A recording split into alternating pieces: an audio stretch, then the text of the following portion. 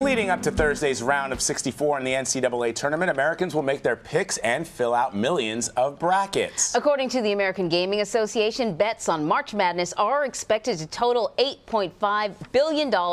About half of that money is likely to come from bracket games. So David Gardner is a staff writer for the Bleacher Report, here to talk to us about betting on March Madness. Now, a lot of people have been betting on March Madness for a while now, but now, you know, it's legal, right? It's above board. I shouldn't say it's legal. Not that, you know what I mean. It was fun in games before. Now it's serious. We're talking about billions of dollars. What teams are people putting their money on? Well, it starts with the #1 seeds. Duke is the most popular team in the country. They've got the best player in Zion Williamson, and people are going to be looking to them. And then it goes down from there, too. Gonzaga, North Carolina, Virginia, those are your #1 seeds. Okay. And historically, that's where you do want to pick your champion. It's normally a #1, a #2, a #3 seed. It's not the Cinderella that you tune into for the first rounds, unfortunately. But you can't win big with an obvious bet. You got to find, you know, the person that's going to sneak in there. Exactly. Or the team that's going to sneak in there. Unfortunately, the last new champion in college basketball, 2006, Florida. So it's almost always one of the blue chip programs that you expect. So why we're talking about this is this year's tournament is the first one since the Supreme Court overturned a law that essentially limited legal sports betting in Nevada. So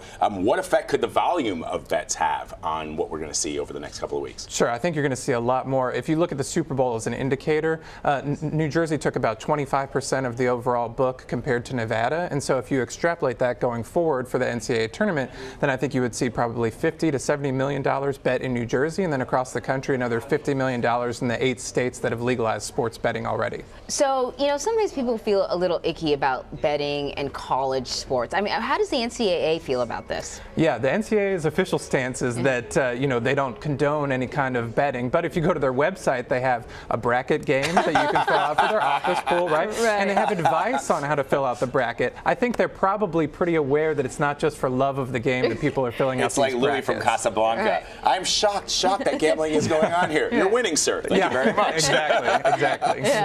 It's an open acknowledgement that this is one of the reasons why people tune into the sport, but the NCAA, for its amateurism model, can't openly condone that. Yeah.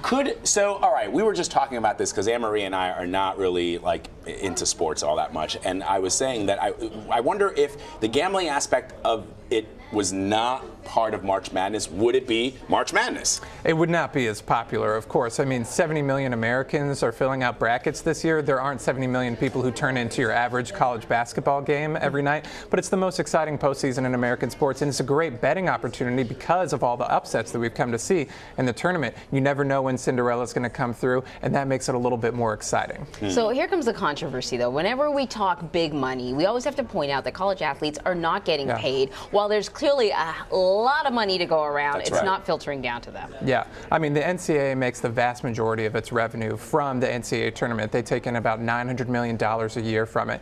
And the idea that players can't be paid at all is pretty ridiculous. My solution would be to let players profit from their names and likenesses. Then there are no Title IX implications. So if a guy like Zion Williamson wants to be paid by Nike, if Nike wants to give him $1 million while he's at Duke, he deserves it. He's earned it. Right. That makes sense. It's something that it's part of the reason why I'm not that into the sport. But that's a great point that you make. David Gardner, please come back and talk to us throughout the whole course of March Madness. Really good. Thanks.